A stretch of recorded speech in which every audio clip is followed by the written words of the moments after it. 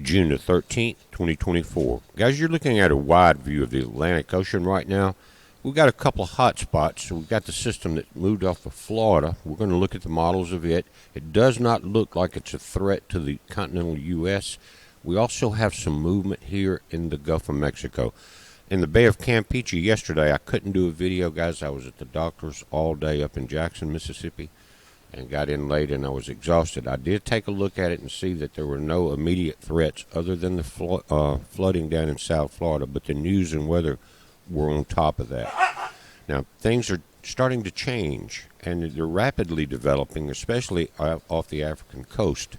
Usually it's a little later in the year, late July and August, before we start seeing a lot of activity of the major hurricanes coming from this area. But things are out of whack, and look at how powerful this system looks right here. Whether or not it will hold together, we don't know yet, but it's the first large storm to make it off the continent and maintain its strength, and actually looks like it's expanding so far this year. Now, in the Bay of Campeche, I noticed yesterday there was all the way rolling from right to left across the bay. There was a dry rotation. It could have very well been a tropical storm, except all the moisture has been raked to the right and towards Cuba and Africa in this section here. But this area in the Bay of Campeche for the last couple of days has caught my attention because it seems to be a part of changing, maybe possibly from El Nino to La Nina. But either way, this is going to be a trouble spot in the next few days. We'll take a look at the models on that. Now, first, we'll take a look at the Caribbean model from the CMC, the Canadian group. Look at this, guys. This thing pulls back across the peninsula here in Mexico into the Bay of Campeche. There's actually two of these events. Let's let it play forward. Here's our storm going out to northeast. Look, coming out of the Pacific, putting this system back into Mexico, and another one forming right there.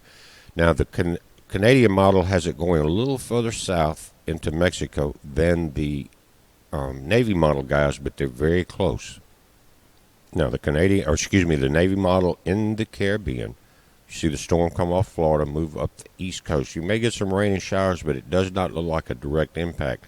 And then here, also the same situation, more or less coming out of the Pacific Ocean into the Bay of Campeche and looping around south of the Mexico and Texas border.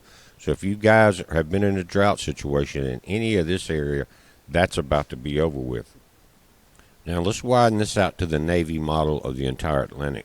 And here's what we're dealing with. They're not really showing much indicating here, but they are seeing the same storm that I am right there. And coming out just south of the Capo Verde Islands here. This system here, it seems to struggle according to their model, but we're going to watch it because it doesn't look like it's struggling much to me. And this thing may surprise us. I think their models are putting in things like wind patterns, high pressure, and data from this time last year, what was going on.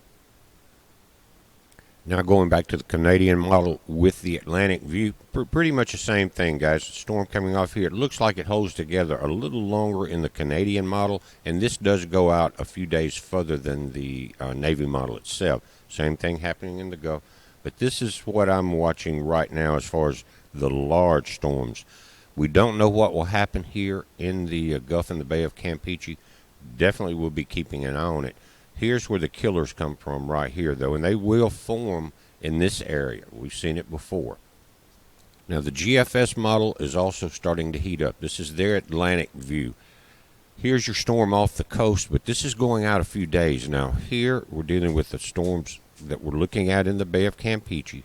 There's one going in. There's another just came out of the Caribbean, and this one coming up out of the Caribbean goes into the Sabine River Pass here at Texas and Louisiana. Not much focus here on the storms coming off the African coast yet. I think they will start modeling that a little closer depending on what we see that comes out of the storm that's already off the coast and south of the Cabo Verde Islands here. Now let's go back to a close-up, guys, of the Bay of Campeche. Here you can see all the moisture pulling in on the right side from the Caribbean itself, but this has looked like it actually, and I think there were a couple of fires, but for the last 3 or 4 days it looks like a lot of firewood smoke just drifting around in circles. But guys, I don't know if that's what it is, or is this part of that convergence change that we're seeing. This is the area that's going to be the hot spot for the next few days. You've got systems that are heating up on the land of the Yucatan and moving straight into the bay. But they're watching it, and they're watching storms coming across this peninsula out of the Pacific and forming also out of the Caribbean. Now, if we look at the overall nation, we got a lot of dry areas here. It's kind of changing up some. It's supposed to be warm but mild here in central Mississippi today, and just not a lot of activity onshore. It's starting to push offshore. Now, taking a look at the entire U.S., you can see there's not a lot of storms and moisture right now. Florida, the southern part, guys, yesterday afternoon, before I went to the doctor, or it was yesterday morning, we were already at over 6 inches in some of these parts in South Florida down in here, all along the Keys and Miami, all of this area right here, and it's still getting it. So we may end up with that 22 inches in certain spots here. Now, AccuWeather is showing this rain continuing until Sunday. This low pressure system that's off the Gulf, this is not the spinning section here, guys.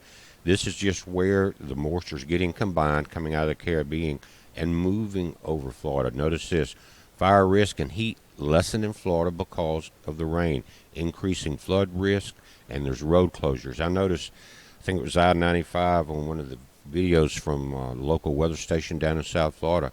They were shutting off sections in southbound lanes because of the ponding on the roads and the interstates, having to create major diversions. So you guys in that area, just hang on and make sure you pay attention for the next few days. Once all the drains are full that drain this water off the highways and out of the neighborhoods, once that gets full, there's nowhere for it to go.